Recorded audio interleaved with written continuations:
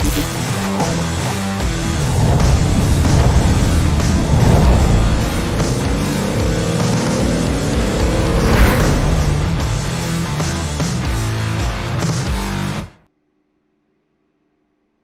evening, ladies and gents. We welcome you here to the 7th race of the 2nd season of the Dark Horse IndyCar Series. We've crossed the Atlantic Ocean. We are now over on the other side of the world here in Japan as we get ready for our 7th race. It's another 1.5-mile track, and it is the Twin Ring Motegi Speedway. I'm Seth Cole alongside of Matthew Rodriguez. And Matt, the big story obviously coming out of last week at Phoenix was the defending champion Nick DeGroot going to victory lane. He's the defending winner at this track a year ago, so is the champ finally starting to get his bearings back to try and defend his title?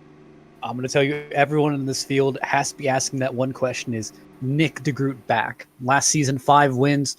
Obviously came out champion, but if Nick isn't back, you got to wonder if he's lost his mojo a little bit, or he's finally got a handle under these cars. This race will really be the decider, since he has won here before. He has dominated here before. Now, another driver that we got to talk about of whether or not they've lost their mojo would have to be Robert Motegi III. You're going to notice as we show you your starting grid, he is not up here inside of the top 5 where we're used to seeing him. Of course, a 5-time pole sitter this season. Last week was the first time that he had not qualified on the pole, as Eric Schaus took the Phoenix pole position, and Motegi gave it a shot. He was fastest in practice, and he gave it a shot trying to put down a lap time in the closing seconds of qualifying, but could not make it back to the line, and thusly going to be starting outside of the top 20. And so going to be a bit of a challenge, I think, for this guy to try and make his way through traffic. And why that kind of, I think, is important is back at, I believe it was Atlanta a couple of weeks ago, he ended up coming down pit road, gave up a lot of track position to come down pit lane, take on tires, and got caught up in a wreck. So he's going to have to tiptoe his way through the field early on, I think. Yeah, I heard him getting out late in qualifying was almost like a team issue where they just couldn't get out early enough. But you got to be thinking that question in the back of his head: am I falling off? Did my early season dominance kind of wear off? Is these guys getting kind of their legs under them, getting going? It's the same thing. This race will kind of give you that almost a bookmark, trying to tell you where you are for the rest of your season. Alex Van Desant going to be on the pole position. His first pole on the year. Desant 6th in the standings coming to this one, 71 points out. And obviously looking for his first win on the year as well. And he's going to be starting alongside of that very familiar number 99, Matt Wagner, who is trying to join Robert Motegi III as the only multi-time winners this season. Of course, winning the season opener at Auto Club. 120 laps here tonight, here in Suzuka, Japan, as the green flag is in the air. We're underway. We almost were 3 wide already at the start-finish line. Yeah, big chaos there in the back. Almost everyone's shuffling for position, just trying to find their preferred line. Now, Seth, we talked about it, at least in qualifying. All these guys are able to take 1 and 2 all flat out. 3 and 4, though, that's where it gets a bit entertaining because you kind of have to hit the brakes to make it into this corner. So it's going to be almost a bravery test of these guys just sending it in. Oh, it already got a spinner. That is Charles Johnson in the 14 back there in turn 3. 4 cars involved, almost 5 there. Don't know Another who just car upside down. Is that Charles Teed, I believe, in the 5? Yeah, he was up on his side. Might have been up on his roof. It's been a tough couple of weeks for our Iowa winner. And there's Covey Moore in the 15, a driver who's actually been picking up spots in the standings. Gained 5 spots last week at Phoenix to jump up to 11th. And you can clearly see the suspension problems on that car as he is literally, I don't know what you call that, drifting down pit road? Crab walking, I think, is more like it. Crab walking, yes, that's exactly what it would be. It definitely looks like all this kicked off with Charles and Dylan here, the 14 and the 30. Let's see if we can find out exactly what happened. Charles Johnson actually was putting down some good lap times in practice as well. I kind of looked at him to maybe be one of our dark horse drivers, no pun intended, here tonight. And unfortunately for him, caught up in an early incident. Here it was, and I believe that the car that dives to the inside of him, it's that the 3, I believe, of Dylan Moskowitz. Yes, it was. It almost just looked like a miscalculation. See, that's been the biggest thing. Is it looked like Moskowitz was just kind of digging for as much room as he could, just getting close to that white line, pushed up just a little bit, or maybe the 14 came down, and fortune met in the middle. Now, that kicked off the second stint behind them with Teed and the others. Yeah, we're going to see here Charles Teed and Covey Moore. Teed's going to be the blue and neon yellow car. Ahead of him, the silverish gray car on the inside line is Covey Moore. They're going to make the contact here in the follow-up wreck. Both get sent up hard into the wall. There was another car there as well. Couldn't tell if that might have been the 32 of Jeffrey Duncan. There's another car collected there. I think that was the 7 of Gary Corley. So you had pretty much 2 drivers involved in the initial incident and about 6, 7 other drivers that got caught up in the follow-up. And again, these are a number of drivers that have been running well in the point standings as well. And for Covey Moore, he didn't even make it past lap 3, and already the 15 car looks like he's going to be in the garage area. That is a tough break. So Covey, who gained 5 spots last week, will probably lose spots this week heading into next week's race at Circuit of the Americas. Robert Maleska III, however, remember he started, I think it was 22nd, 23rd on the grid. He picked up 12 spots in all of that chaos up to 11th place, so at least check off a little bit of one of his goals early on. That was avoid the early chaos. But going back to that incident we had over there in turn 3, I mean, these drivers just came off last week at Phoenix, and we know that Phoenix has those heavy braking zones as well. We had a couple of cases of drivers nearly running each other over, and then, of course, the contact there with Moskowitz and Charles Johnson. You would kind of think that Phoenix would have given these drivers a little bit of an idea of how to approach a braking zone area like turn 3 here.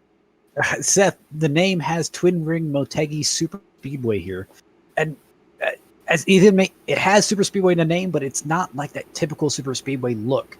1 and 2 gives you that false confidence of, oh yeah, I can hold this wide open. Getting to 3, everyone has a different entry. And you'll notice later in the race, that entry is going to start getting smaller and smaller and smaller, where we're going to have more of these instances of these guys trying to push the issue of, hey, I'm faster than you. I've got better tires than you. I think I can dive it just a little bit deeper. And that's where we're going to see a lot of the conflicts. So lights out atop the pace truck. We will go back green this time. Pacing laps, fortunately, here doesn't look like they're going to take all that long, as it is only a little over a mile and a half in length here at Twin Ring Motegi. It'll be DeSant the leader, Wagner second, Eric Peterson will be third, Eric Schaus, who is 5th in points, he will line up in 4th place, and Victor Santos, the runner-up in the standings, 42 points behind Robert Maleska III. He'll complete the top 5 as the green flag back in the air. You see him snaking down the front straightaway. Van DeSant does not want Matt Wagner to get a toe on him down this back straightaway to be able to get a run to 3. Just looking here back at the field, looks like everyone got a good start, but there was a stack up, it looks like, past the top 10. And I said that Covey Moore was out of the race. He did disconnect from the server, but he has actually returned back into the server and back onto the racetrack, only 1 lap down. So all 27 drivers that took the green to start this race still in it, as now Schaus going to dive to the inside. Actually, correction, that's Peterson diving to the inside to take 3rd position back from Eric Schaus. Eric Schaus has had a pretty good season thus far. It just hasn't really been making it up there to the winner's circle, but he looks like the 12 actually hit the wall out of 4. Josh Garner, and we're going to have to follow up on that as well, because one thing that we heard in pre-drivers meeting that we haven't heard as much at other tracks, and that is aero push is going to come into play in this one, and that's why we're probably going to see a lot of drivers really pushing up in the corner and getting that outside wall. And again, you know, we touch on this every time we're at a speedway, but the suspension for these cars are completely exposed, and so you go up there and you make contact, it is going to affect the way your car runs for the rest of that particular stint in between potential cautions, in between pit stops. And Matt Wagner, he's trying to make a second line work here. He got alongside of Alex Van DeSant for the race lead, tries to get the toe again down the back straightaway. And that's the thing, the bottom line is going to be king here. Obviously, those higher lines will work if you have help or draft. Main thing, these cars are just so aero dependent, like you were saying. Any bit of damage can easily hurt your chances. Right now, Wagner holding down second. Victor Santos back in fifth and got dropped back to eighth and ninth. There you see the defending champion, Nick DeGroot. And behind him is the 91 two-time winner, Robert Maleska III, currently holding down the ninth position. I mean, right now, we're starting to get an idea of drivers that we would expect heading into the season finale that would be battling for the championship. But in the case of DeGroot, he had a rather slow start in the first 5 races. Maleska III ran into an issue last week, and so it doesn't seem like anybody has really been able to dodge a bullet so far in the first 6 races of the season. And don't forget, Matt, they extended the season this year. Last year, they ran, I believe it was a total of 12 races for the season. This year, they're running 18 races. So with those extra 6 races on the schedule, it's more opportunity for a driver to run into trouble with the championship on the line. Yeah, DeGroot managed to win the championship with only 10 races on the schedule, and he won half the season. So obviously adding more races, that's going to make it a little bit more difficult. As I'm looking through the standings here, a guy who really needs to have a good day and didn't have a great day at Phoenix last week would be Craig Forsyth, and unfortunately he's running 23rd here at the moment. Lost 4 positions last week, dropped from 4th in the standings all the way to 8th. Forsyth, of course, finished out last year with a victory in the Indianapolis 500, and yeah, this is a guy that was looking like he was very much so going to be a player up towards the top of the point standings, but to your point, got involved in not 1 but 2 wrecks last week and ended up DNFing in that one, dropping several spots in the stands. Another driver that also needs a good run, and I'm hoping I'm not jinxing him because I've said this the last couple of weeks when he's running well and he is getting caught up in an incident, and that is Eric Peterson in the 36. I mean, Peterson coming into this season, he's run all 6 races so far, but 27th in the point standings. A big reason for that is a lot of his finishes have been down outside of the top 20, and I believe, if I'm not mistaken, it's drivers that finish outside of the top 25 that get, I think it's only 3 points for the race. And with Peterson finishing as far down week after week as he has, he's just not been able to accumulate points to gain positions in the standings. Man, you just kind of, when you're down in that hole, you just kind of have to remind yourself that, hey, it's still race 6 of 18. All it needs is a little bit of momentum, go on a tear. You can be right back up there fighting for the championship. Victor Santos, he's been working his way through the field, started 12th, up 7 spots in the 5th position, and hounding Eric Schaus for 4th. And we talked with Victor a couple of weeks ago as well after a top 3 finish, and I said to him, and I still believe, I don't think it's going to be very... back there. Someone's flipping. 14. Charles Johnson, second incident he's been involved in today as he flips right to the start-finish line. That could be his race over. Remember, these drivers only have 1 fast repair at their disposal, and Johnson was involved in the incident back on lap 1 over in turn 3. Oh, Seth. Looks like he made that textbook error, and that's exactly what we talked about. He pushed the envelope coming out of 3 and 4. Well, look who he's behind. That's Dylan Moskowitz, the guy that he got into, or that he got into him earlier. I don't know if maybe he was trying to get up there and battle with the 3 and may have lost focus of just how much speed he was carrying off of turn 4, but that is some hard impact. And fortunately, Motegi's got about a 5-6 groove front straightaway, so everybody was able to avoid that flipping and barrel rolling 14. Just very unfortunate of how it happened. Taking a look at it, he about entered with the same speed that the 3 did in front of him. Just he was entering on a higher lane.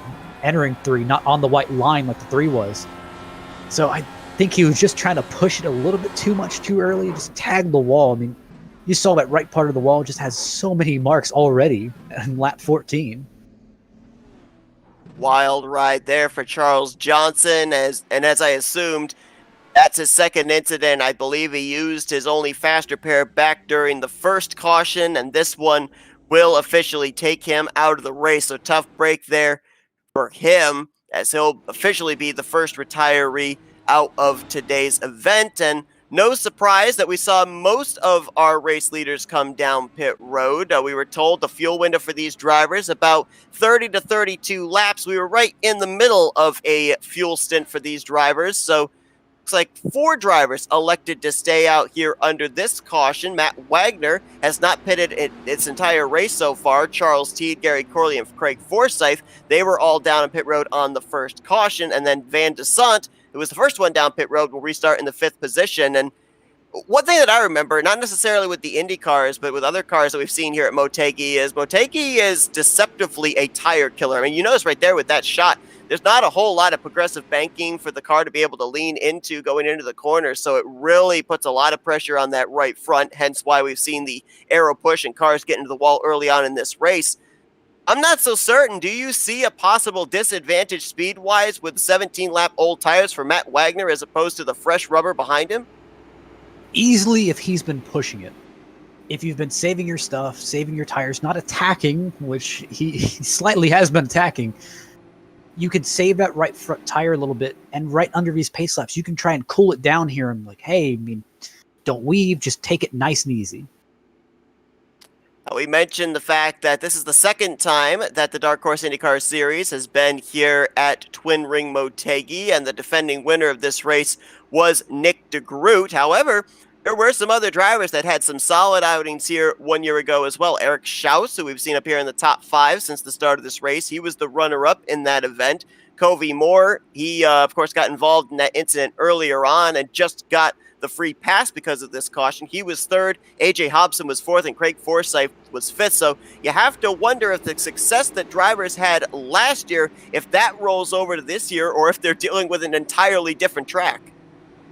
We've got to remember, all of these tracks are never the exact same, just changing weather conditions, different temperatures, even the position of the sun that can affect how these cars drive. So obviously the fundamentals are still there of how you run the track, but different conditions will make you either run it just a little bit harder or just a little bit more conservative. Groot right now is in the 10th position, and he did not qualify up at the front this week like he did last season. He started 2nd in last year's Motegi race, going on to win that one, leading a race-high 95 laps. We're still yet to see him get up to the front in this one. But then if you kind of go back to Phoenix last week as well, Nick DeGroot really wasn't up there at the front in the first half of the race, slowly, methodically made his way up there in the second half and then never looked back. So might be trying to take the same page out of the playbook for this race 1 week later, as we should be getting the 1 to green signal this time. It'll be Wagner, Teed, Corley, Forsyth, and Desant. That's the top 5. Eric Peterson 6th, Eric Schaus in 7th, Victor Santos, Robert Maleska, and Nick DeGroot. That is going to be the top 10. Looks like we're going to have 25 drivers on the lead lap of 26 that are still running. Josh Garner, you talked about him getting up into the wall during that last green flag run. He has fallen a lap down to the leaders, but he would get back on the lead lap if a caution were to come out and he were the only car 1 lap down. Obviously, he doesn't want to be the caution that would come out to put him on the lucky dog, though. Absolutely. And I was going to mention this driver right before we had that incident with the 14 car.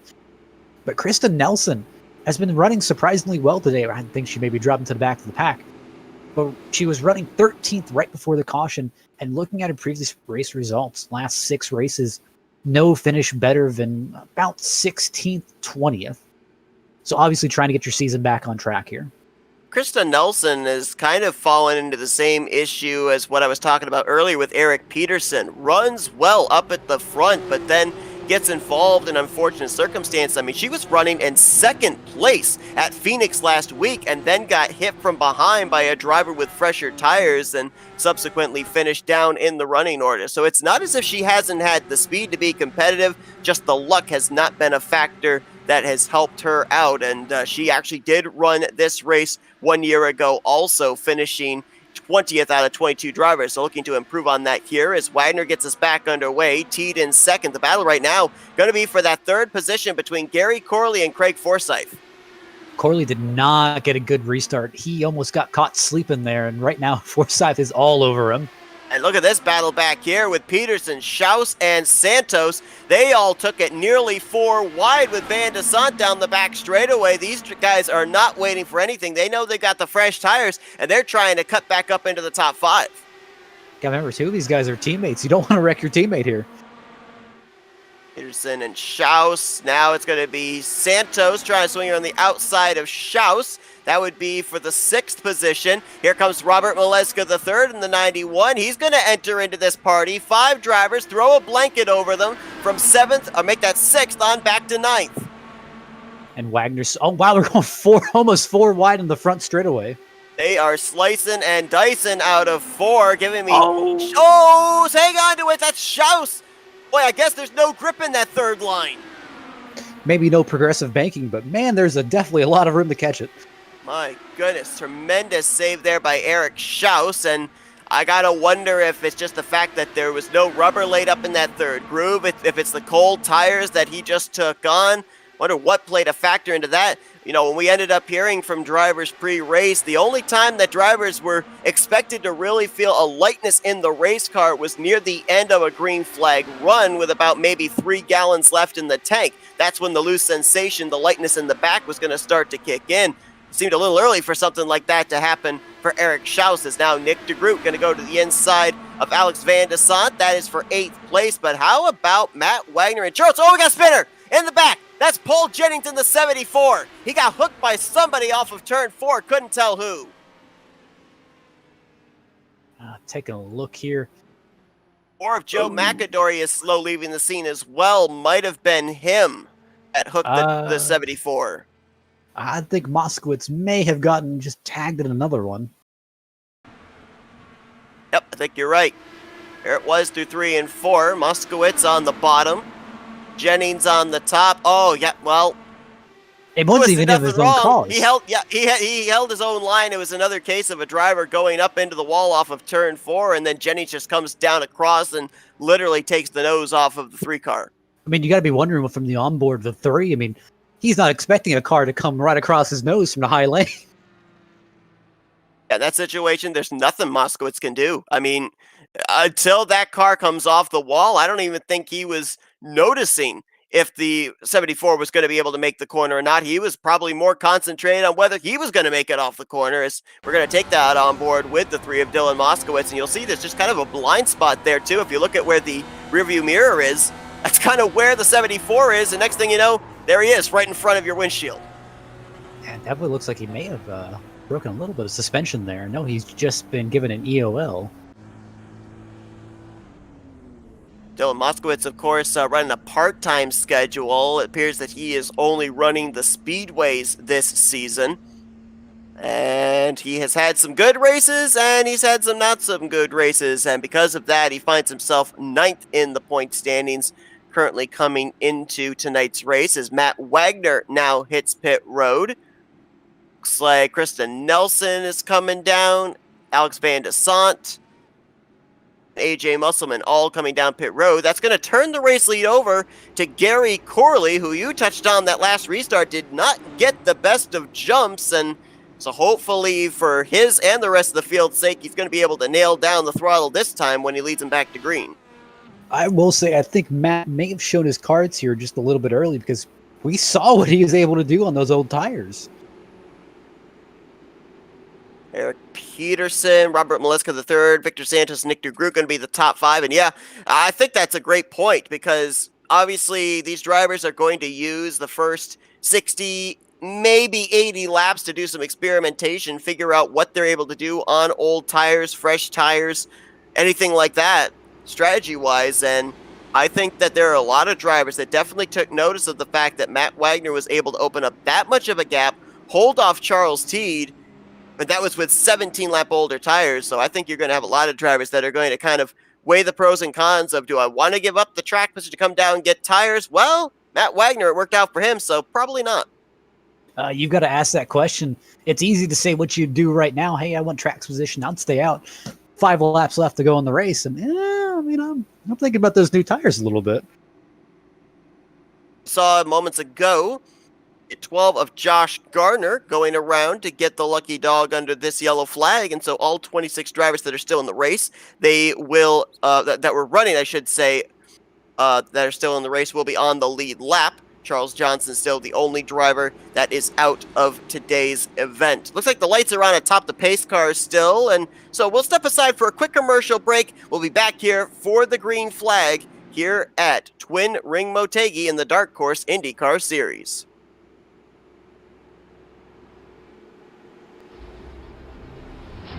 It's a road few dare to travel, a journey filled with danger and unpredictability. So why do we traverse this road? Why do we take such a gamble? Because if we don't try, we'll never know what we could have achieved.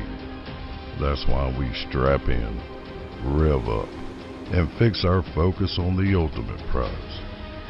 Because the reward is well worth the risk.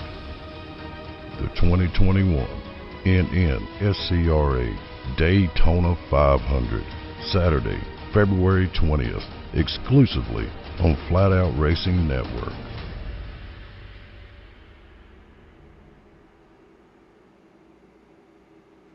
ETE Reman is the world's best remanufacturer of transmissions for import and domestic cars and trucks.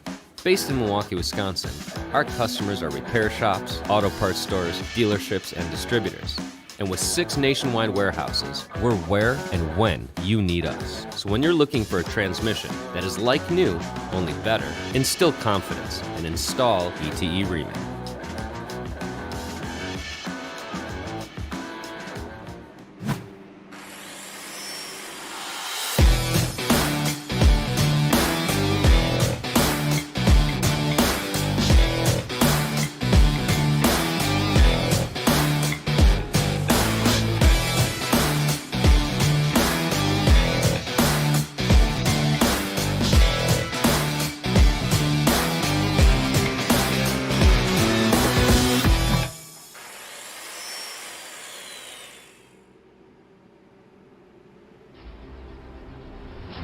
It's a Getting ready to go back green flag racing here at Twin Ring Motegi. Gary Corley going to be leading them back to green over Eric Peterson, Robert Maleska III, Victor Santos, and Nick DeGroot. Jim Herrick now up in 6th with Oscar Gonzalez 7th. AJ Hobson, Kristen Nelson, and Jimmy Drynan complete the top 10 as we are now going to enter a quarter of the way through this race next time by. And just looking at always a second place guy or third place guy just doesn't get it going. Almost they try to anticipate or jump the restart or get caught sleeping. Robert Maleska III, he was on it. He's going to pick up a couple of spots up to the second position, but now Santos, wow, talk about a slide job there through 3 and 4. Lets it right up off the corner, does not hit the wall, and almost some contact between the two down the front straightaway. These aren't stock cars, boys. These are open wheel machines. You can't bump like each other like that. Yeah, I don't know if he was too pleased about that move. I'm hearing over chat. The moment they settle it out, but then Santos comes back up to the top, and now Nick DeGroot, last week's winner, he's going to enter into this mix. And when we talked to DeGroot in Victory Lane last week at Phoenix, he was very excited about coming in to Motegi, of course, being the defending winner. And another driver that may have brushed the wall, didn't look like he hit it, but looks like he may have brushed it, was Eric Peterson in the 5th position. But he was able to gather it back up, had a gap between himself and Jim Herrick, so for the moment, looks like he's okay. Man, Victor is seeing Gary, and he is just trying to go for him. Robert and Nick right back there, they're trying to take a little bit more of a conservative route, but they're trying to fend off Santos here just a little bit. Still remaining side by side, and you have to wonder how patient Nick DeGroot is going to be here. I don't know if he would force the issue 3 wide. Certainly I would advise against it because we had our hearts in our throat when they were 4 wide on the front straightaway there. DeGroot having to pretty much draft with one of these two drivers to push them on by, then he can move by and focus on whoever ends up coming away with second place, which right now looks like it may be the 24, but now Maleska's going to cross him over going to turn 1. And you got to think back to where DeGroot's going to go here. Hey, is DeGroot going to help the 24 and kind of stay with him, or is he going to jump down and join the 91 of Maleska? And you know who's loving this right now has to be that 7 of Gary Corley, but you touched on this just before we came back from the commercial break. He's been out there now for 29 laps, so he's got to be thinking about having to come to pit road somewhere in the next 5 to 7 laps, even with what he might have been able to save under these pacing laps. Easily, I will say the question going in later in the race. Right now, he's running about 30-lap-old tires. Now, that's worked twice with both Wagner and Corley for being the leader. The question I have is, hey, if I'm in 2nd, 3rd, or 4th, and I have old tires, can I still make a move, or am I going to have a little bit degraded performance there? Here's the thing that, going back to that point you just made, that I've been noticing here. We saw Matt Wagner on old tires was able to pull away for the race lead. He's now got 4 fresh tires. Oh, we got a wreck. Yeah, there's about 2 or 3 cars in trouble back there. Hovey Moore, Dale Brooks, Josh Garner is up in that area. There is the 12. So he was definitely involved. And Moskowitz again. Oh man, that 3 cannot catch a break, and that might be his day done. Man, I'd get out of here, Ed. That thing's cursed. Moskowitz finished 7th here a year ago, so he had good numbers coming into tonight, but 35 laps in, and he is 3 for 4 in being involved in incidents here tonight at Motegi. Yikes, that thing is cursed. Was this turn 4 again? It looks like it's but turn 4. Yeah, and disagreement on some space here. It happened up ahead of him, though. He got caught up in a wreck after it had already happened, as did the 12 of Josh Garner. Looks like Brooks may have given Moore just a little bit of assistance. Jim Brooks in the 76, the orange and purple car. Covey Moore on the bottom, and yeah, Boy, 76 pinched him down, and nothing Gail Brooks could do. She tried to get on the brakes there, and boy, Dylan Moskowitz, wild ride there as all 4 tires left the racing surface. He almost entered pit road illegally. I'm looking at Paul Jennings here. I'm watching his onboard. He made an amazing avoidance at 170. That is some reaction time right there. And that could have very well saved his chances of finishing this race, as he was involved in an incident earlier on and may have already utilized his faster pair on board with the 74 car. There's the smoke up ahead, and holy cow, you're right. And the thing I love, not a whole lot of hand movement. He kind of let that car gradually turn down to be able to make the move, and then there was a little bit of the jerking of the wheel back to the right to correct it back, but you didn't really see any panic in the hand movement on the steering wheel at all. I'm going to tell you, there may not have been panic on the wheel, but there is panic in the mind. Yes. Boy, great job there for Paul Jennings, as now Dylan Moskowitz having to teleport to pit road. We also have another driver that's on pit lane for what looks like could be a lengthy stop, and that would be the 33 of Nicholas Winook. Now, he's already lost a lap, and looks like he's still sitting on pit road. I don't know if he was involved in an incident or if he may have come down pit road under green flag conditions, but certainly this is going to drop him, if not 1, possibly 2 laps down before we get back green. Trying to look here. Didn't see anything too terrible happen. We'll have to see if we can follow up on why the 33 is on pit road. He's still there, and the race leader, Nick DeGroot, is now going to cross the line, so he will go at least 2 laps down.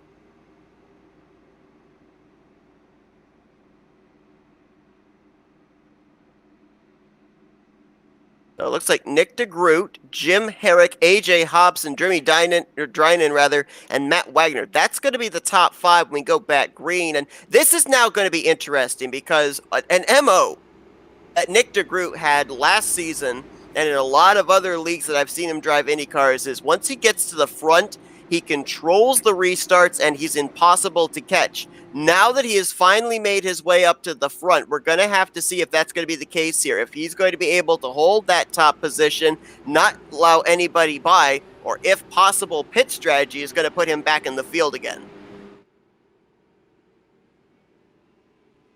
DeGroot started this race from the 8th position, and now finds himself up in P1, looking for back-to-back victories. Robert Maleska III, the only driver that has had multiple wins this season, also had his victories in back-to-back races. And as we mentioned with DeGroot, the slow start to the year, he comes into this race currently 4th in the standings, but even with his win last week, he's still 58 points behind Robert Maleska III. So still a lot of time in the season to be able to chip away, but it's not going to be one of those cases where you can cut in by huge margins week after week, because you know the 91 is going to try and keep the one car within striking distance as DeGroot gets us back under the green.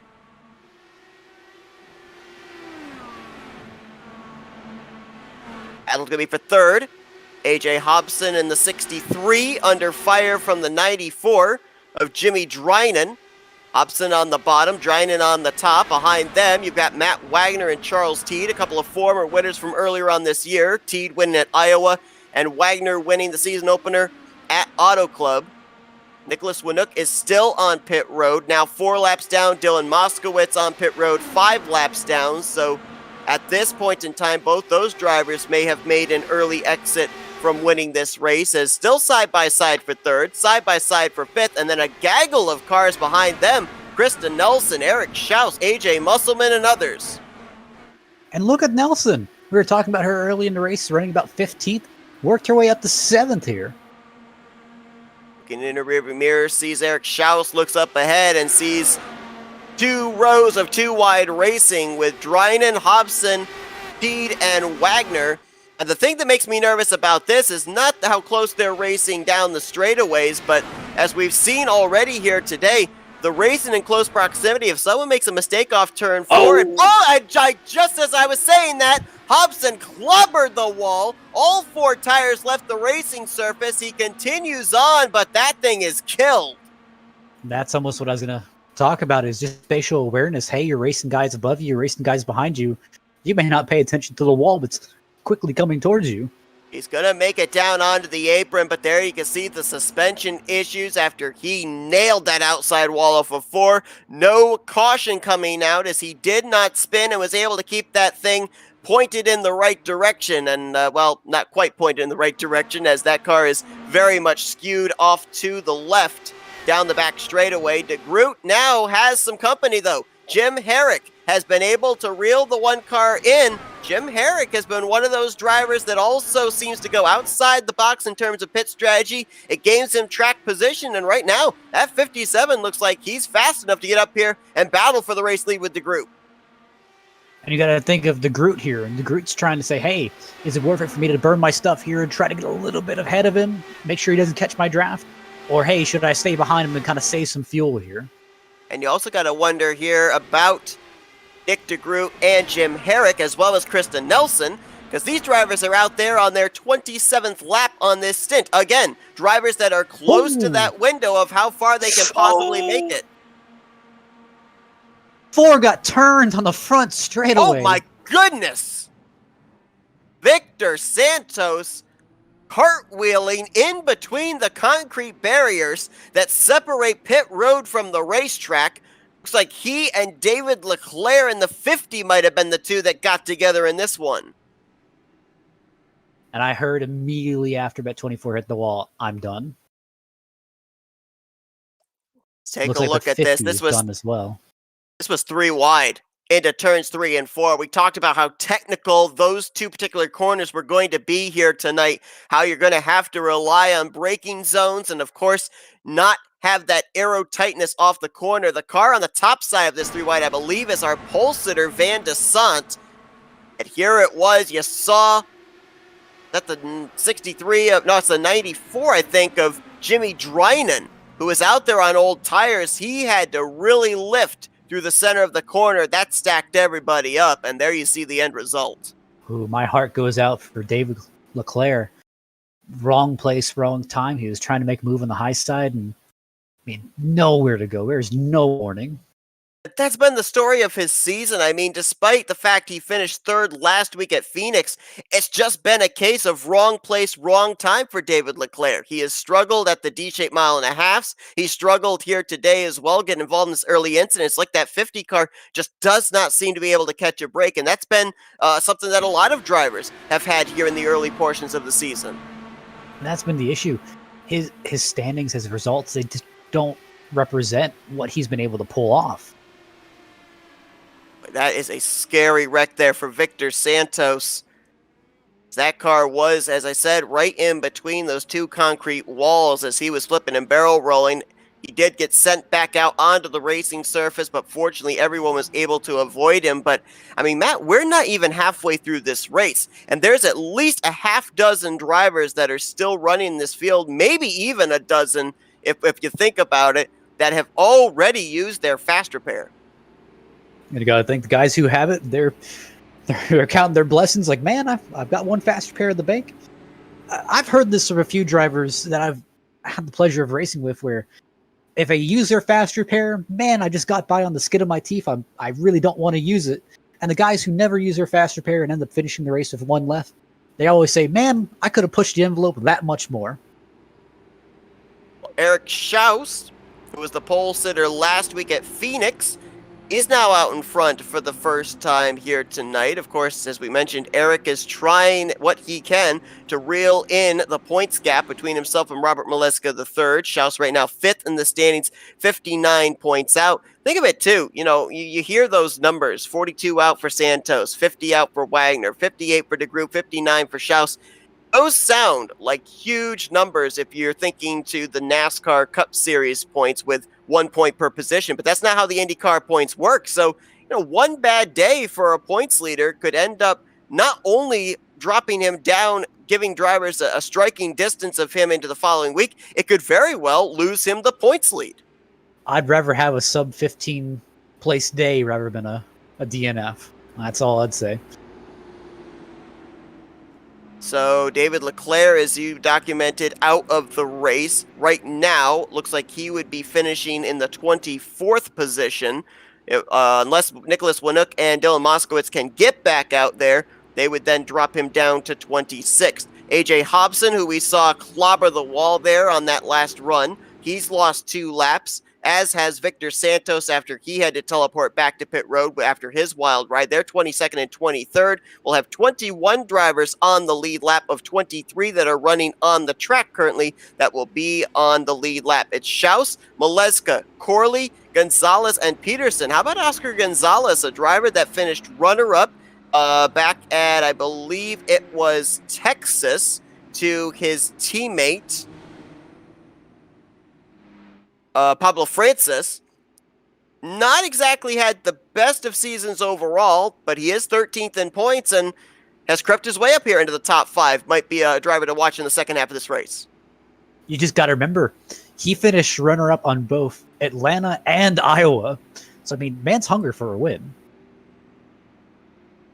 And he's going to have Peterson behind him. Nick DeGroot is going to be in 6th after he did come to pit road. Jim Herrick in 7th, Matt Wagner, Kristen Nelson, and Charles Teed going to complete the top 10. A couple of drivers that I fully expected to see up here towards the front that we really haven't seen up here very often. Pole sitter Alex Van de Sant. He was out in front to start this race, and then he kind of faded back. He's back in the 12th position. And Craig Forsyth, we saw he started towards the rear of the field, and he really hasn't made any urgent charge to the front. Right now, riding back in the 14th position. So we'll have to see if those two, I don't know if they're saving, if they just don't really have the speed right now to be able to get up there, or if they're just in self-preservation right now, trying to make sure that they have that fast repair when we get into the second half of this race.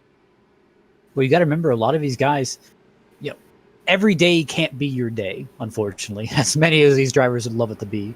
But it's, hey, managing those bad days. Like, hey, you may not be having the best day. Craig Forsyth probably isn't having the best day right now, but he's doing a great job at managing that bad day and seeing if he can turn it around into something great. Now, so far, we ended up having a number of drivers that came into this race within striking distance of Robert Maleska III for that points lead, and a couple of them have run into some issues here tonight. We just saw Victor Santos, 2nd in points, get involved in that wreck. Dylan Moskowitz, 9th in the standings, has been involved in multiple wrecks here this evening. Right now, 15 laps down in 26th. So we've noticed as well on the schedule, a lot of these speedways, there's some road courses peppered here and there, but it is about 2/3 speedways on the schedule. And the speedways have definitely shown that they are what we would consider point shakers. Man, I'm seeing Matt Wagner slowly work his way back up through the field. He's coming. Wagner looking ahead to Nick DeGroot. Eric Peterson just up ahead as well. That is a battle for a spot inside of the top 5 at the front. Battle for the lead. It is on. You've got the 91 of Robert Maleska III. He has reeled in the draft of Eric Schaus, and this is reminding me an awful lot of the battle that these two had back last week at Phoenix. You gotta remember, Schaus is taking a risk here. He's on 25 lap old tires, same fuel. So you got to be wondering, hey, what's the plan here? He's hoping for a quick caution here in about the next 5-10 laps to hopefully keep on with his strategy. Boy, that was close right there off of turn 4. As you saw, the 91 pushing up just a little off the bottom. Had enough room, though, to be able to make it work. Schaus giving him enough real estate to be able to not make contact between the two of them. But Schaus not going away quietly. It looked like Maleska had him cleared through the center of 1 and 2, but now back alongside comes Eric Schaus in that 72 machine. But with those older tires, I'm not really sure how much he's going to be able to do. And I think that's going to be the running thing here tonight as well, Matt, with the fact that old tires versus new, it's going to be 3 and 4 where you're going to see the difference between between the tires of different drivers. Definitely, it will tell you how much you've abused that right front and how much that right front has left to give you.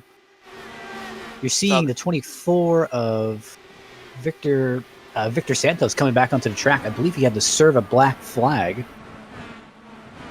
5 laps down is where he's going to currently be scored, and obviously with every lap that ticks away, there goes his chances of finishing up there towards the front. He would have to rely on a number of lucky dogs, as right now it looks like he would have to have 7 cautions come out between now and then and have nobody else go a lap down, because AJ Hobson is -2, Santos currently -5. Battle right now, though, really good one going on between Oscar Gonzalez in the 11 and the 36 of Eric Peterson. Those two were nose to tail for a brief moment. Peterson lost a little ground through 3 and 4.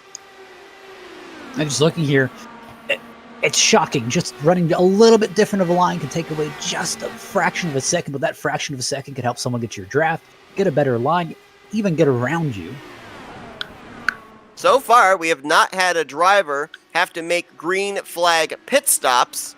A lot of drivers that have been close to the window have been saved by cautions, but this may be the most spread out we've seen the field so far since we dropped the green flag to start this thing. So looking at that 72 of Eric Schaus, who has been out there for 31 laps on his set of tires, he could very well have the distinction, if you will, of being the first one to have to test out what the car feels like coming onto pit road under green flag conditions. One guy that I've seen has started to slice his way up through the field has to be Charles Teed here. Made a very bold 3-wide pass just a lap earlier, and he's currently working his way up into the top 10 here. We know about that Charles Teed winning at Iowa, knows how to get it done at the tracks with the heavy braking zone. So we're going to actually watch him down here through 3 and 4 and see if this might be an area where he's making up a lot of his time as he's trying to reel in Kristen Nelson for the 10th position. You see him let it ride up about a groove off the bottom. Lets it also ride up off of turn 4, trying to get that straightaway speed. And he gained maybe about a half a car length there on that straightaway alone between himself and the 13 car. And I'm looking up here in top 5. DeGroot's right now battling Oscar Gonzalez, but I'm watching how DeGroot's running 1 and 2, even 3 and 4. He's getting right down to that white line where you can just see the back end just wiggle just a little bit. I mean, he's pushing it right here, but I'm thinking he's seeing that 91 of Robert Maleska up here leading the race, and he's thinking points. I need to make up some ground here. Well, not only that, but different drivers are on different tire sequences. Right now, Maleska the third has been out there for 24 laps, but right now the battle for the potential race lead, when certain drivers have to come to pit road, would be going on here between the 1 of Nick DeGroot and the 99 of Matt Wagner. They were both on pit road 13 laps ago, so I think right now the two of them are trying to kind of size each other up to see who's going to inherit the lead if indeed we end up starting to get into a round of green flag pit stops.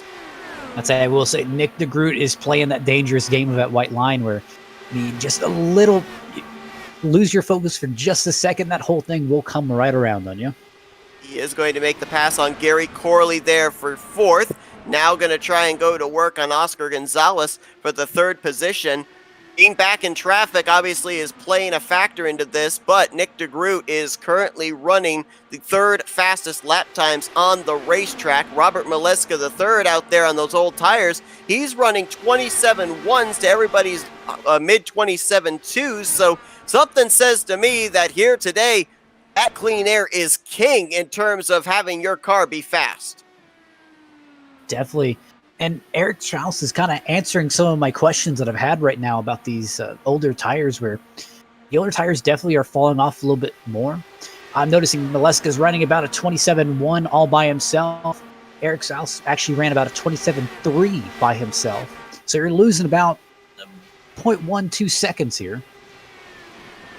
Now, another thing that we learned in drivers' meeting is that these drivers have an option in terms of green flag pit stops on their pit road entry. It's recommended that you pit starting on the apron of the entrance of turn 3, bring it down around the apron of 3 and 4, and then come to pit road. But drivers have been given the option, should they choose, to pit right out of turn 4. The thing that kind of worries me is the fact that these drivers are still all racing nose to tail, even though there is a little bit of space. Unless you've got clear communication to the driver behind you that you're going to be darting onto pit road late out of turn 4, you might run the risk you're going to get run over.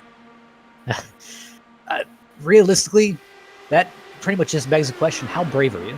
How brave are you, and how much time are you going to save by doing this? Versus how much time can you possibly lose by doing this?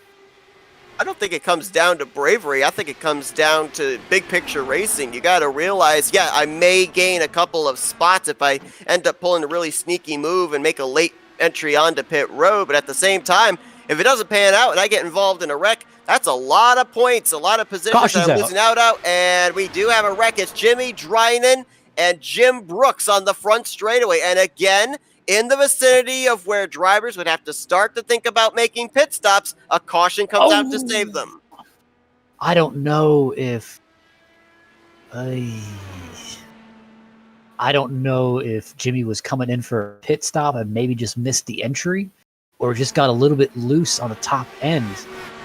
But man, just got clobbered. Let's see if we can find out. We're going to focus on the 94, who was trying to make a pass at the time, it looks like.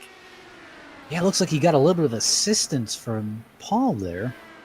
That's Paul Jennings, the 74. Yep, there is contact. He's trying to gather it up, The thing just comes around on him off of turn 4. Looked like he had that thing saved. I don't know if he hit a patch down there on the low side off of turn 4 that caused him to spin around, but it was right directly into the path of one Jim Brooks. I'm going to tell you, Jim thought he had it saved. Watching his onboard, I mean, he was pretty confident that he was going to have that thing saved, and fortunately, the last minute, hooked on around, and you just hear Jim just slam on the brakes. Man, no time. Yeah, no warning. I mean, you can see right there, 94 is slow, and then just that last little moment where the car snaps around. I mean, up until maybe a half second before the wreck, before the impact, you would have thought 76 was easily going to make it through that wreck. But tough break there for Jim Brooks, and that's another driver, if I'm not mistaken, in the case of the 76, that had already gotten involved in an incident here today. Subsequently, had gotten damage. I don't know if he had used a fast repair or not, but another driver that may have a question mark above him of whether or not he's going to be able to continue on in this race. There's only so many of those incidents where you can kind of avoid that happening. And Jim Brooks, another one of those guys who just have not had good luck this season. Saw Jim finish out last year very well in the Indianapolis 500. But yeah, you're right. It's just not been the start to the season that he's been looking for. 20th in the point standings for Jim Brooks, and he was a top 10 finisher here 1 year ago, finishing in 10th place. You definitely got to look and see some improvement. I mean, he started out the season at Auto Club, 30th place start, finished 16th. Last race at Phoenix, 6th place start, finished 11th. Obviously trying to turn his season around. He's got the momentum in the right direction. Definitely hoping to keep that momentum here. So we're working our 6th caution of the evening. We are now past the halfway point. We should be going green somewhere in the vicinity, about 50 laps to go. Charles Teed is going to inherit the race lead. He was pretty much the only driver that stayed out here under this caution. Robert Maleska III lining up in 2nd with Eric Schaus, Oscar Gonzalez, and Nick DeGroot, the top 5. And we saw Charles Teed pull this kind of strategy back at Iowa as well. Stayed out on those older tires, kept the track position, and was able to hold off the rest of the competition, kind of pull off a Matt Wagner from earlier on in this race. I'm just looking throughout the field, and I'm trying to figure out who still has their fast repairs left. I mean, they've really plucked out who has the fast repairs in this field just through unfortunate accidents. Looks like the driver that's going to get the lucky dog under this yellow might very well be the 63 of A.J. Hobson. Double check on that there. Looks like he is indeed the recipient of the lucky dog, so we'll have 21 drivers on the lead lap when we go back green flag racing. But that's going to be a little bit yet. Lights are still out atop the pace truck, so it looks like we will officially be going back green with 50 laps to go if the lights go out this next time. So we're going to step aside for another quick commercial break. We'll be back here after a moment. You won't miss a thing. We're going FRN side by side. It's a road few dare to travel. A journey filled with danger and unpredictability. So why do we traverse this road? Why do we take such a gamble? Because if we don't try, we'll never know what we could have achieved. That's why we strap in, rev up, and fix our focus on the ultimate prize. Because the reward is well worth the risk. The 2021 NNSCRA Daytona 500, Saturday, February 20th, exclusively on Flat Out Racing Network.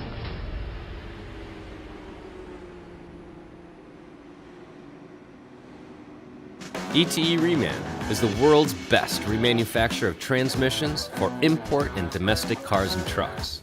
Based in Milwaukee, Wisconsin, our customers are repair shops, auto parts stores, dealerships, and distributors. And with 6 nationwide warehouses, we're where and when you need us. So when you're looking for a transmission that is like new, only better, instill confidence and install ETE Reman.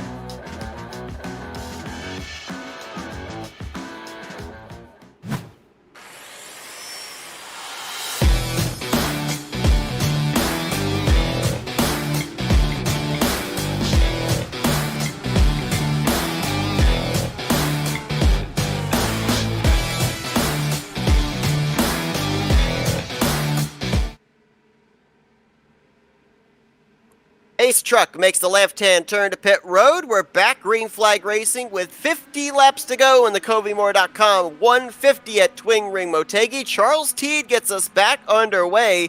And Charles Teed, as we said, he ended up winning at the beginning of the season back at Iowa with pit strategy. We'll see if it will help him for his second win of the season. But here comes Eric Schaus and Robert Maleska III. They've got big runs down the back straightaway. Maleska was all over Eric there.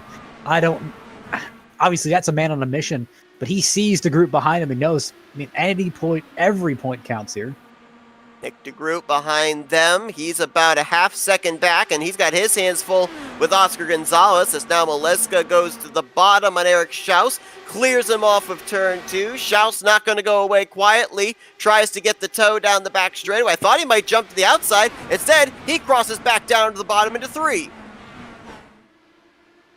Everyone's about 2 by 2 back here in the pack. Everyone's kind of settling out here. Noticing Oscar Gonzalez mounting another charge in the Groot here.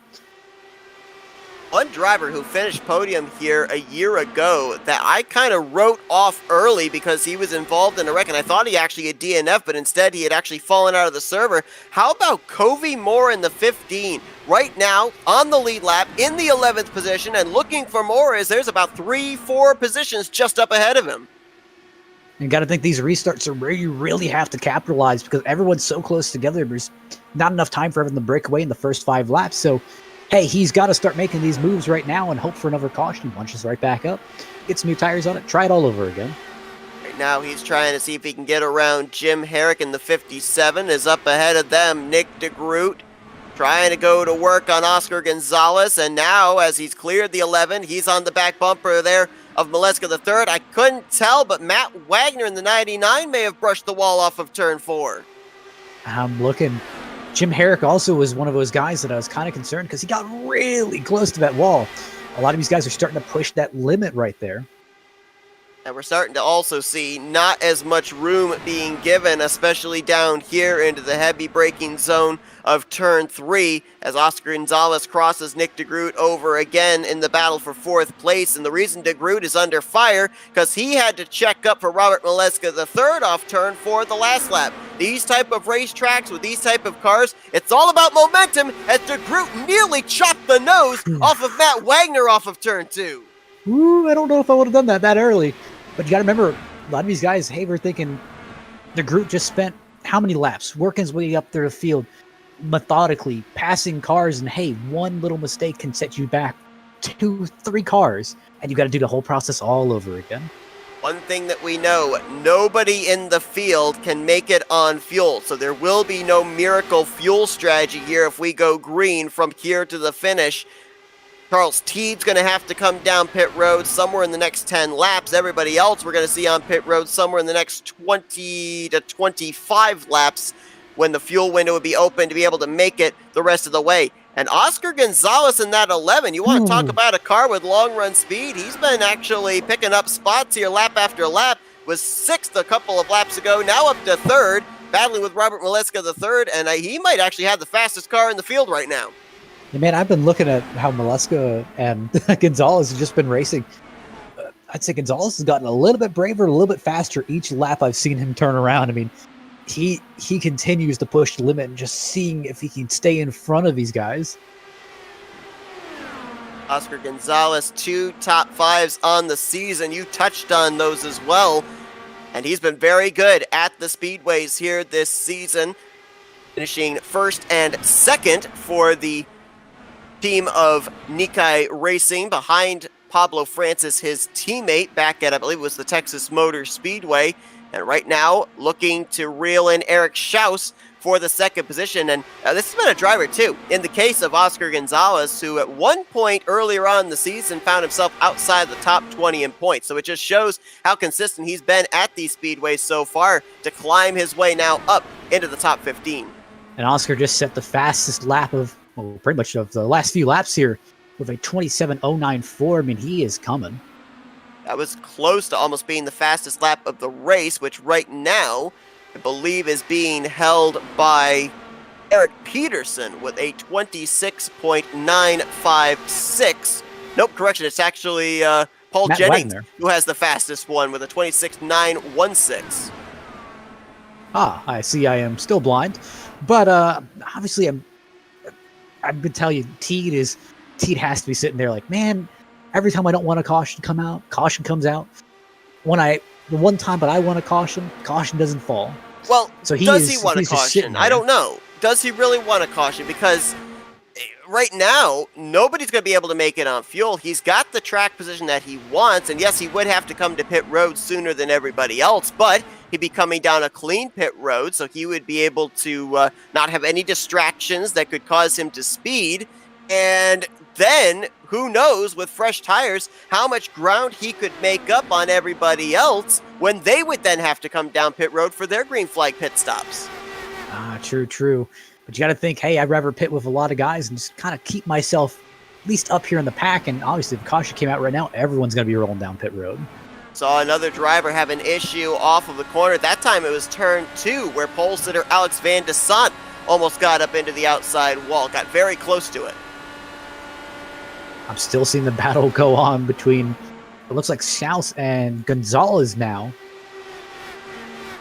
And Gonzalez is making his passes on that outside line as well. And that would make me a little bit worried because we've seen how many drivers... Oh my Teed. goodness! Oh no, Eric was not able to save it. He's in the infield. Oh yeah, he went into the pit walls there, in between the 2 pit walls.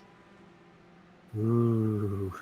Was the 5 trying to pit? Oh no. I also just saw on the front straightaway. Definitely sounds like Nick DeGroot isn't too pleased. When the caution came out, they went 4 wide on the front straightaway. Nick DeGroot looks like he banged side pods of another guy. See if we can find out what happened here with Eric Schaus. As he and Gonzalez, they were battling for 2nd. Ivecar is losing momentum down this back straightaway, and I'm wondering if he was maybe trying to indicate he was coming to pit road. He was really slow there, Matt. I don't know. He might have actually been slowing to try and get onto pit lane. I definitely didn't see anything in the driver's chat, but I could have missed something over the voice chat, so that could have been. And we're going to ride on board here real quickly with Eric Schaus just to kind of get an idea. Because another thing that could have possibly been was back when we saw that three-wide situation with old tires, fresh tires, and it was Jimmy Drynan who had to lift off the throttle. That might have been the case of what happened here with Charles Teed as well. On board with the 72. Look at the closing rate right there. He actually did make contact, got into the back bumper of Charles Teed, and oh man, the front wing just grabbed out that inside wall, and that's what flipped him up over the wall in between those two concrete barriers. Man, the thing, all of these cars always have just a knack of landing in the worst possible spots. And as you said, the caution had come out at this point in time. Here's the one of Nick DeGroot as they're coming back to the start-finish line, and I understand the frustration for DeGroot, but to be fair, Desant was there, and DeGroot made the choice to cut down to the inside on the 91 of Maleska III, so I'm not really sure what the 317 could have done in that instance.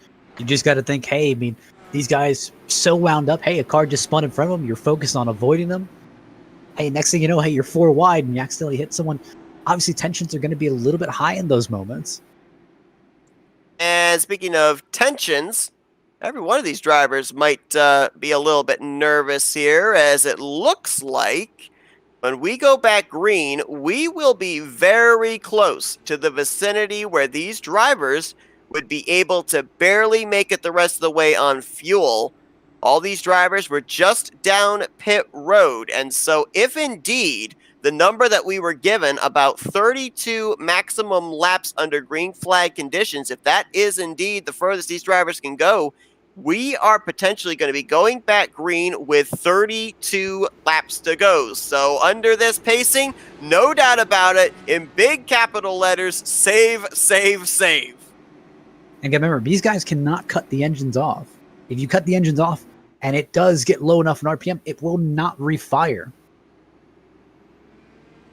I'm almost wondering as well, just a little food for thought here, about Charles Teed and that moment he had over there in turns 3 and 4. When we were on board with Eric Schaus, I didn't really see it, but I have to wonder, he was close to the end of his fuel run, and we know that we've been told when you get down to about 6 gallons of fuel left in that car, the back end's going to get light. That could have also been a reason why he lost so much momentum going into that third corner. Might have been trying to gather the car up, feeling like it was going to spin out on him. That's definitely possible. Obviously, that's just not a good scenario for anyone involved. But hey, it's a lot better than just sliding up into the wall and taking out the entire field, so I definitely can see why he slowed down. Lucky dog driver, looks like it's going to be the 63 of A.J. Hobson. So 18 drivers will be on the lead lap when we go back green flag racing. Eric Schaus actually lost a lap there, having to get damage repaired on his 72 in 19th place. 3 laps down, Josh Garner. We do have more drivers back in the garage area now as well. Paul Jennings has made the hard left-hand turn behind the wall. Same for Jimmy Drynan. And we already know David Leclerc, Dylan Moskowitz, and Charles Johnson had made early exits from this one. Victor Santos is still out there, so he could pick up a spot and move up to 21st. Nicholas Winook, though, has sat on pit road for nearly the last 40 minutes, so it looks like more than likely, barring a miracle getting back out there in the final 30 laps of this race, he's going to be finishing in the 25th position here tonight. That's definitely a heartbreak for him. Looking through the field, Craig Forsyth's another one of those, man, he just cannot catch a break, currently riding around at 17th. Obviously, he's going to try and take advantage of some of the cars that have been taken out in this race, slowly just trying to keep improving his position.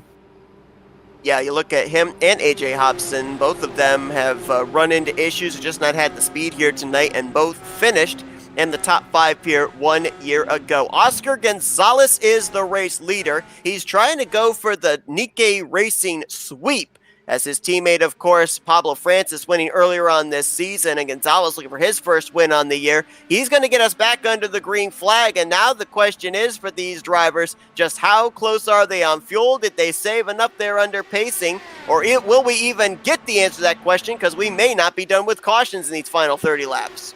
I'm going to tell you, if I'm in front of someone and, hey, if I'm in the lead, if I'm out of fuel, you'll learn when I'm out. And look at this, Maleska III going to try the outside line trying to pin down Oscar Gonzalez. There's no way Gonzalez, I don't think, is going to come off the bottom. If Maleska III is going to make this pass, he's going to have to do it high, wide, and handsome this entire run, because there is no way that he is going to be able to get to the inside of that 11 machine. That 11 is going to be in full block mode, not giving up that white line. Yeah, and that comes a very dangerous game of pinching him down, and there's only so much you can pinch him down. Almost Gonzalez pushed up into Maleska there.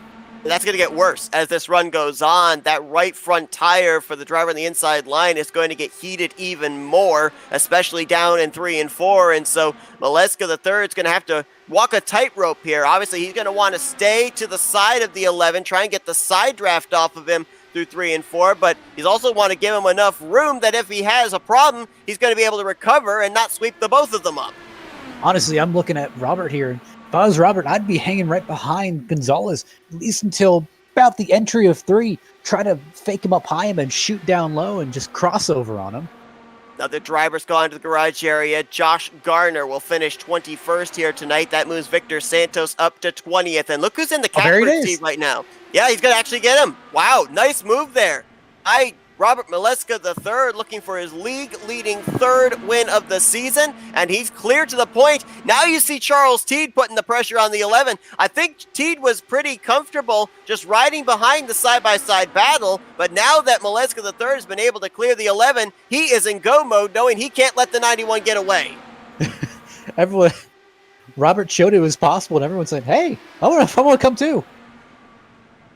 Gonzalez not going to go away quietly. He tried to get to the right rear quarter panel of Maleska III to draft back up, and Charles T, now it's looking like, I don't know if he's just over driving or if he's really having an issue with turn 3 entry. That's the 2nd straight lap that he has migrated almost up to the 3rd lane, and that time it cost him a position, putting the pole sitter Van de Sant up to 3rd.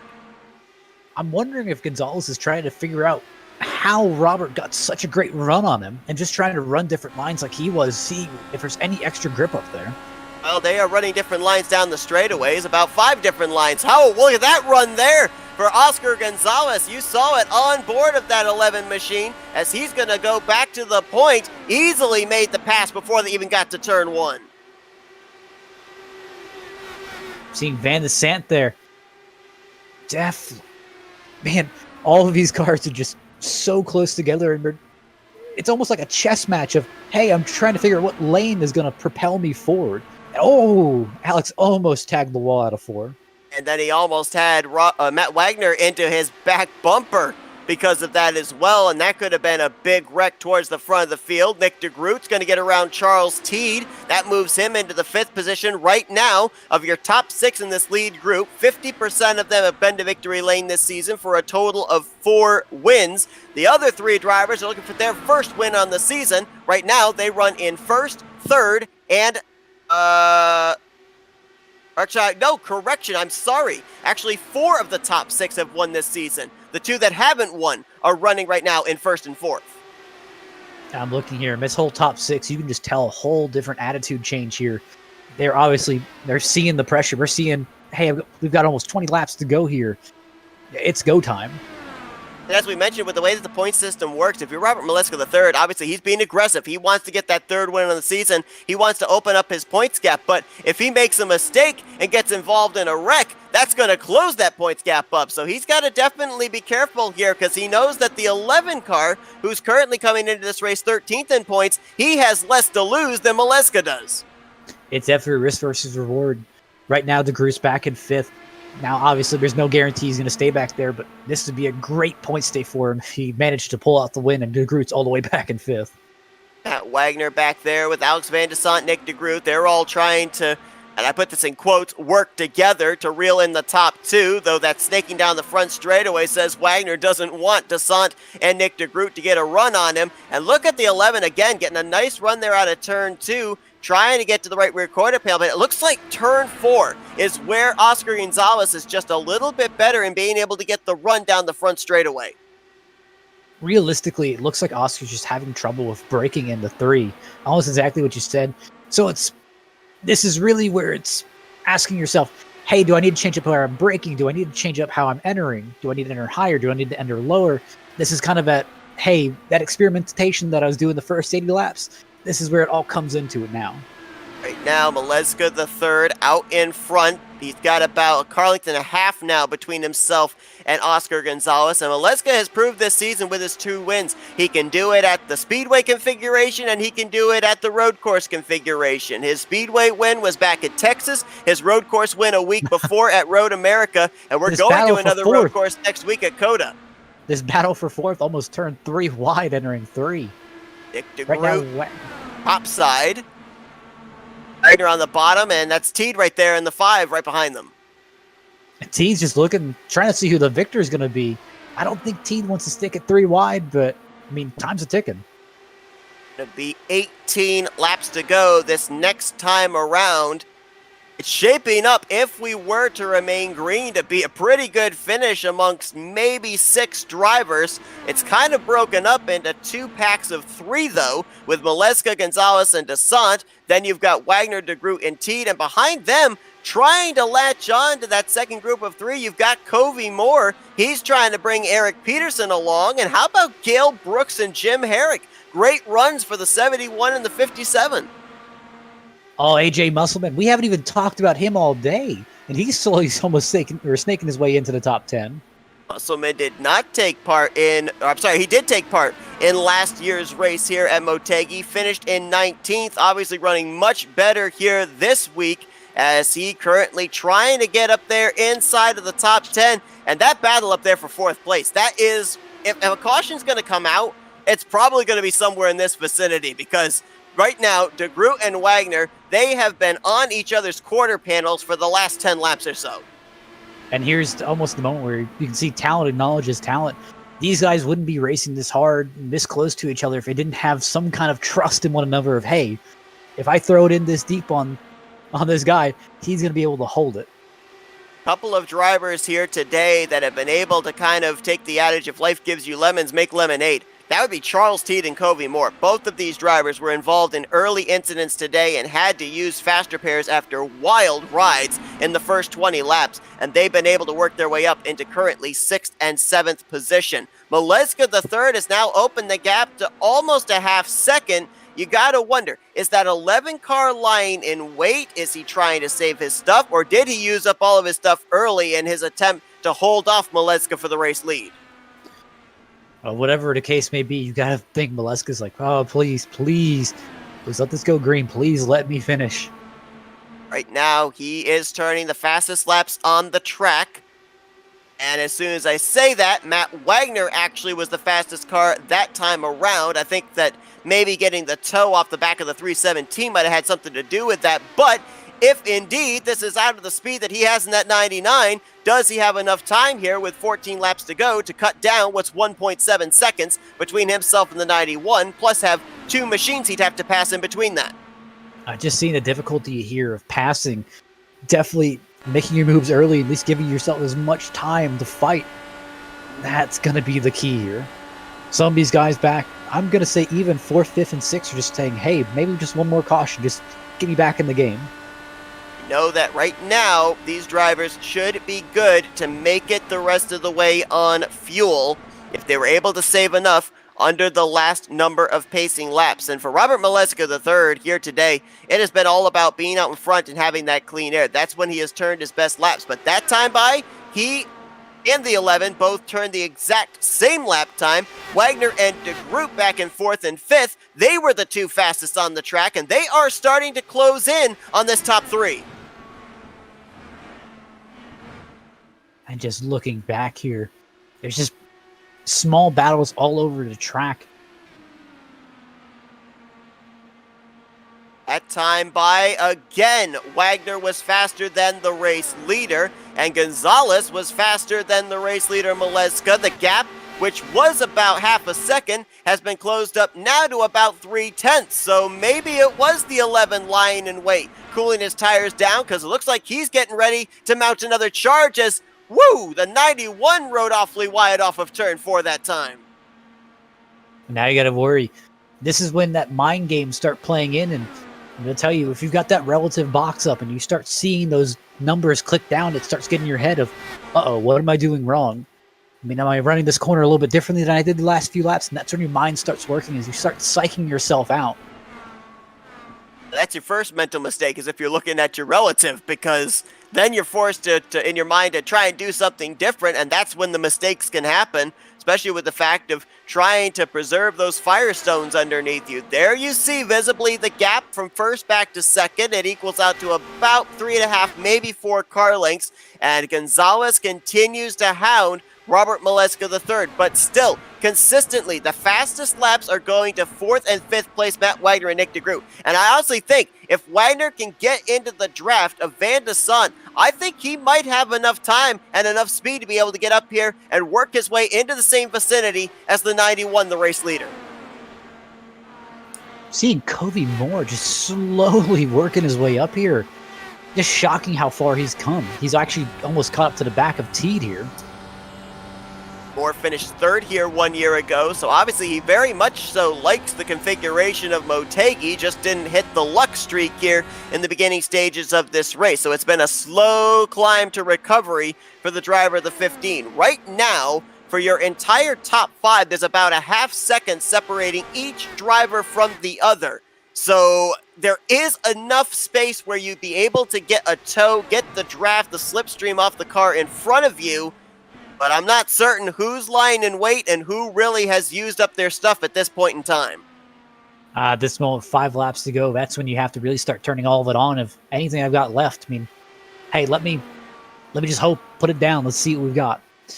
Obviously, all these drivers. Oh, sorry. Go ahead. Well, obviously, we're still is at risk of a caution, but I mean, honestly, I think that kind of that window of saving your stuff for a green-white checkered, that's kind of went out the window.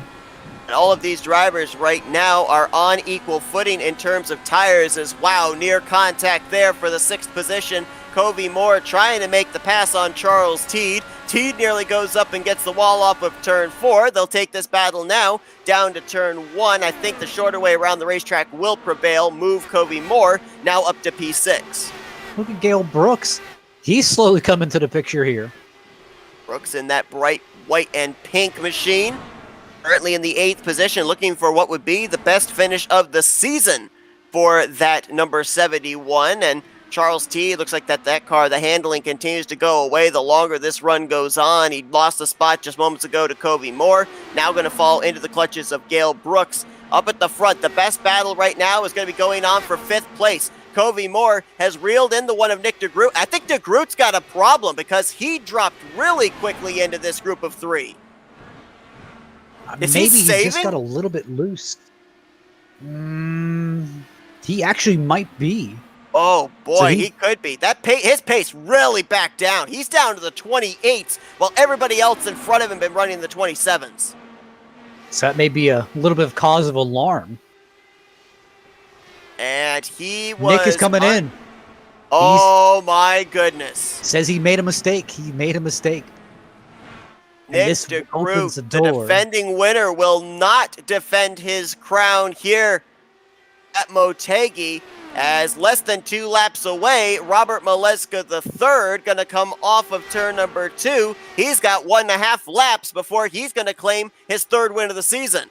And you got to think this is a nightmare scenario for DeGroot. Maleska, hey, the main person he's trying to catch up to in points. He's leading. He's eventually less than 1 mile from a win. And, hey, he's coming off a pit road now. That's a bit of a concern. Also on pit road was the 36 of Eric Peterson, so he must have made the same mistake as far as how much fuel he put in the car. Battle may be for 2nd, but it is going on nearly a 1.5 seconds behind Robert Maleska III. The 3 in his name might as well count for 3 wins on the season, because that's what he's about to pick up. He's going to win the CoveyMoore.com 180 at Motegi. That was an Gonzalez. amazing hustle from Gonzalez. He'll get 2nd. Desant will go pole to 3rd. Wagner will finish in 4th. And Covey Moore, who's got to get the comeback of the race, no doubt, he's going to finish out the evening in the top 5. And for Robert Maleska III, consistency just continues on, and the points gap will continue to grow heading into the 2nd road course stop of the season. Oh, by the way, he won the 1st road course stop earlier on this year back at Road America. I'm going to tell you something, Seth. Nick DeGroot is going to be kicking himself for about the next week. over at Mistake. Yeah. The thing of it is, too, we touched on this back during the midway portion of this race, how drivers that we saw do well here last season, how they were struggling this year, and you brought up the point, even to the position of the sun, it's not the same track. It's entirely different. I talked about De Groot, defending winner of this race, led 95 laps after qualifying second 1 year ago. Here this week, you saw him out in front for a couple of laps, really not up at the front as consistently as he was one season ago. And then that pit road mistake. It's just incredible how one entire season can change the outcome for a driver. And you got to think about it, Seth. Originally coming into this race, those two were questioning, where do I stand in the season? Robert, hey man, he's coming off a little bit of a dry or kind of a cold spell here. I won the first 5 poles of the season. I had 2 wins, and I started to fall off these last few races. I mean, what's happening? And De Groot came in, hey, won Phoenix. Hey, I'm getting right back on it. I'm getting right back on hot streak. I'm going to make a kind of a run at the championship. And this reinforces those 2 points where Robert's like, hey, I still got it. We can make a late season run with this. And De Groot is, hey, I made a mistake. And he owned up to it. Well, Maleska won 2 of the first 6 races in the first third of this season. We now entered into the second third of this season, and Maleska right back on top with his 3rd victory here today. Oscar Gonzalez, man, this guy, he keeps getting closer and closer to a victory. It's his 2nd runner-up finish on the season. Alex Van de Sant, consistent all day, kind of faded back at the midway portion of this race, but then fought his way back up to 3rd. Wagner there in 4th. I believe this is going to move Wagner up to 2nd in the standings heading into COTA next week. And then Covey Moore, that comeback finish we talked about there in 5th. But how about some of these guys down here in the latter half of the top 10? Gail Brooks, best finish on the season of 6th. Charles Teed, another comeback driver after early issues. He gets 7th. Jim Herrick's going to bring it home with a top 10 run. I believe that is Herrick's 3rd top 10 on the season. AJ Musselman, he's going to bring it home in 9th, and Kristen Nelson there in 10th. So, drivers that we really did not talk about really for the first 3 quarters of this race, like Herrick, Musselman, and Nelson, from out of nowhere, they're able to snipe top 10 finishes. I'm going to tell you, I'm looking at the points here. Don't sleep on Wagner. Wagner's been slowly, he has 1 win, but he hasn't been very flashy about it. I said he's been slowly just collecting his points and kind of working his way up there.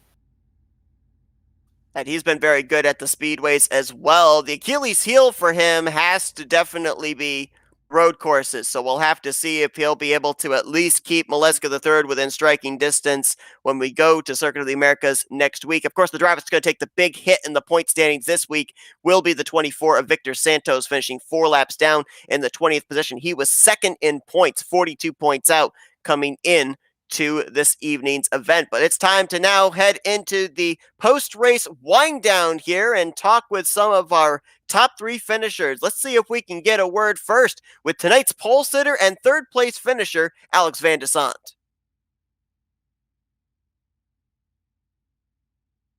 Hey Alex, it's Matt and Seth up here in the FRM booth. You got us? Gotcha.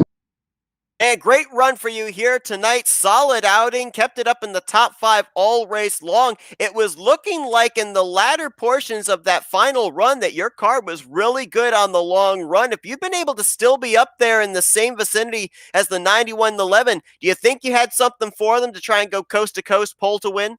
I think 1 more lap and I would have had Oscar. It was close. But it was terrifying at the end, though.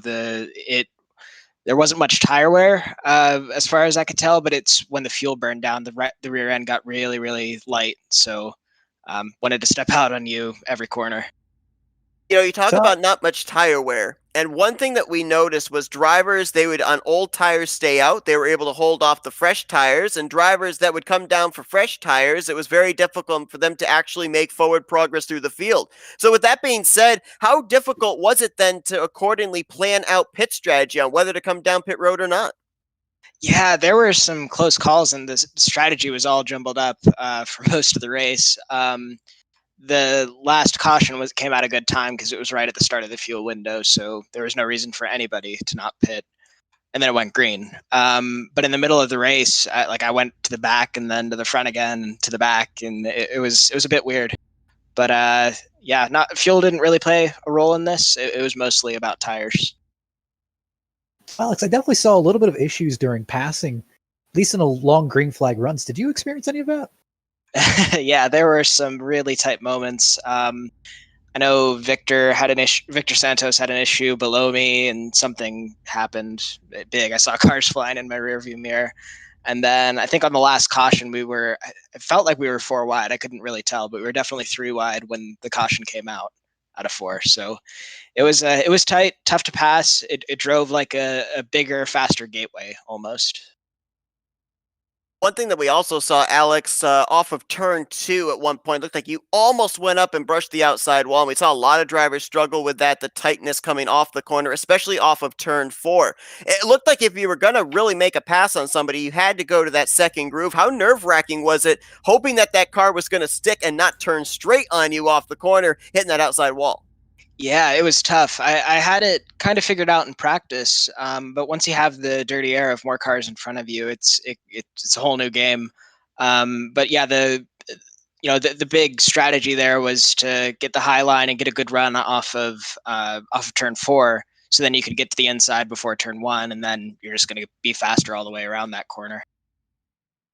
Well, Alex, we've seen you be very consistent here at the start of the season. Coming into this race, you had 2 top 5s and 4 top 10s in the first 6 races and a solid outing of third here tonight. So I do believe this will move you up inside of the top 5 in the stands as well, heading into the Circuit of the Americas, second road course stop in the season. What's your confidence level going into that race? Really excited. I really like that track. It's going to be really technical, lots of corners. So hopefully I have something for Robert this time. He finished second at Road America, the first road course stop. Once again, congratulations on a great run here tonight. Alex, we're going to give you the opportunity now for some thank you sponsors and shout outs. Yeah, big thanks to lmcgear.com sponsoring the team, as well as Happy Trails Chili Mix.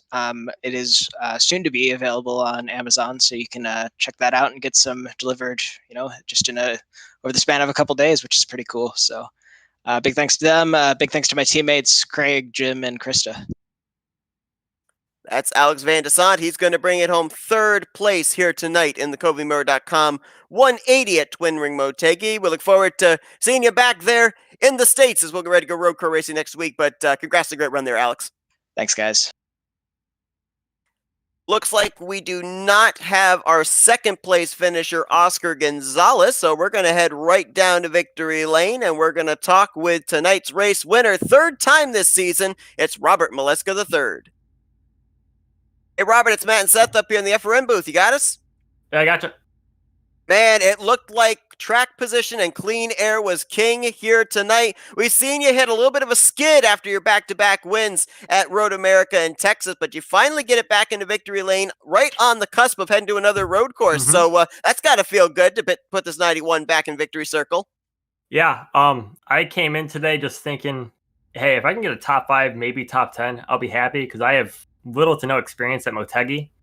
So to get a win into a road course where I know I can compete for a win, it feels great right now. One thing that we end up talking with different drivers about, and they have varying answers to it, up here in the booth, we look at the statistics, we look at the points coming into each race, what the points gap is. Do you do that heading into a race, or do you just focus on the race itself? And if you do look at the points, at what portion of the season does it start to sink in that you have to kind of figure out where you are in the vicinity of others to try and manage your points gap that you currently hold? Yeah, I mean, I know every race that, the guys that are in the top 5, top 10 in points, they're always going to be up front. So if I can really, it's just all about damage control. If someone wrecks, like Nick, I think ran out of fuel, like that's going to hurt him big time in the points. And, if you can just minimize those mistakes, just stay consistent, top 5, top 10, it's going to hard for anyone to really to gain ground on you, I think, this season. So, Robert, I got to ask, during those closing laps, I saw you and Oscar just battling side by side. Were you worried he was going to come back in the last 30, 20 laps? Yeah, so I think later in the run, about 10 laps after the run started, after every run, it was hard to pass the leader, it seemed, because the dirty air was just so bad. So I knew once I got by him that last time, I think it was like 10, 12 laps in, I just needed to keep breaking the draft so he couldn't maybe if I made a mistake, caught the apron a little bit, he couldn't get that run on me. So I had to give myself, a little room for error. But yeah, just breaking the draft every lap down the straights. Really, that's all I had to do to kind of lock in to win. One thing I got to ask you here, Robert, we end up here in the driver chat during qualifying, and we saw you try and go out there and snipe a pole position there, trying to get your fifth pole of the season. Coming into this race, you had started no lower than second place. So was it a different sensation having to try to fight your way through all that traffic at the early portions of this one? Yeah, I was talking to my teammate Dylan about it, and because I have no experience starting second, third on back, so I was asking him how it is, and he's like, just bide your time. So that's what I did that first lap. I got to the bottom 3 and 4, and they just started wrecking. And from that wreck, I think I gained like 11 spots that one lap. So after that, it was just, every few starts, every restart, just picking off 1, 2 at a time and worked the strategy, and worked into my favor. Well, Robert, when you went back-to-back earlier on this season, it was at a road course with Road America, and then you followed up at a speedway with Texas. Well, you've got a win here at a speedway with COTA, the road course, coming up next week. So what do you think the odds are of being able to go back-to-back for the second time this season? I haven't done a single lap at COTA, so I don't know. I know Alex is going to be out there and Matt's going to be out there, so I look to probably be battling them for the win. I know I'll probably have a top 5. If I can get a top 3, that'd be very good for me. But yeah, just got to run some laps there, see where I match up with these guys, and we'll see, I guess, next week, because I have no clue. Well, you certainly got your mojo back there, Robert. Congrats on your third win of the season here tonight at Motegi. We're now going to give you the opportunity, some victory thank you, shout-outs, and sponsors. Yeah, thanks to you guys for announcing. Thanks for Dylan, big time, for helping me throughout the race when he had his troubles, especially with him, that one stint where he was just the eyes in the sky for me, seeing, because I was close on fuel that one stint, and I was thinking about pitting a few laps earlier, but he said they were racing hard. So if it wasn't for him, I don't think I would have won this thing. That's Robert Maleska III, and he gets his third win of the season here tonight in the CoveyMoore.com 180. Congratulations there, Robert. We look forward to seeing if maybe you can continue your league-leading win statistics next week at Circuit of the Americas. But for now, go enjoy that victory. Yep. Thanks, boys. See ya. So as we now enter into the second third of the season and we finish out this international race here in Japan, I mean, Matt, certainly the big story coming into this one for these drivers was the fact that with the low banking, these drivers were going to be having to battle the racetrack, maybe more so than each other. But I think if we learned anything, in the case of Matt Wagner when he got out in front, Nick DeGroot when he got out in front, even Charles Teed when he got out in front, and of course, Robert Maleska III, if you could get your car out there in clean air, you could pretty much control everything else that happened behind you. Yeah, we saw with, I believe that was Eric Schaus, when he had old tires, once he got past, I mean, he dropped like a rock. So obviously that kind of factored into some of the tire controversy. Now, we heard from Robert Maleska III after winning at Road America, he's not turned any laps at Circuit of the Americas. So for other drivers that we know ran well at Road America, of course, Alex Van de Sant finished runner-up there. Craig Forsyth finished in third, Matt Wagner in fourth, and Covey Moore, who's been on a momentum streak, finishing in fifth. Do they maybe use that second road course stop as a place to pounce on this 91? Definitely, I'd look to see for some of these guys who don't usually have that great of luck. Hey, let me focus towards this one race and see if I can make something happen. I'm going to tell you, one guy to be very happy to get back to a road course probably would be Forsyth here. Had a terrible, terrible race today. Absolutely. Finishing down in the 19th position, and more than likely will lose a couple more spots in the standings. Might possibly drop outside of the top 10. The points are close enough for that to happen. We'll have to obviously wait and see about the fallout when we get to Circuit of the Americas next week. But a great one here tonight at Motegi. Robert Maleska III certainly seems to be making some early plans to try and hoist this championship trophy at the end of the year, but still a long ways to go. But a good one here tonight in Japan. Matt, appreciate you joining me in the booth. Always happy to have. Thanks to everybody that tuned in tonight. We hope you guys enjoyed our coverage. Again, next Wednesday night, the 24th of February at 8 p.m. Eastern Standard Time, the green flag will fly at the second road course stop of the season, Circuit of the Americas. For Matthew Rodriguez, I'm Seth Cole. Thanks for tuning into our coverage here tonight of Season 2 of the Dark Horse IndyCar Series. We'll see you guys next Wednesday night as you've been watching another broadcast courtesy of the Flat Out Racing Network. This broadcast is the copyrighted work of Flat Out Racing Network and may not be rebroadcast, retranslated, or used in any form without the express written consent of Flat Out Racing Network and iRacing.com Motorsports Simulations. Flat Out Racing Network would like to thank you for your support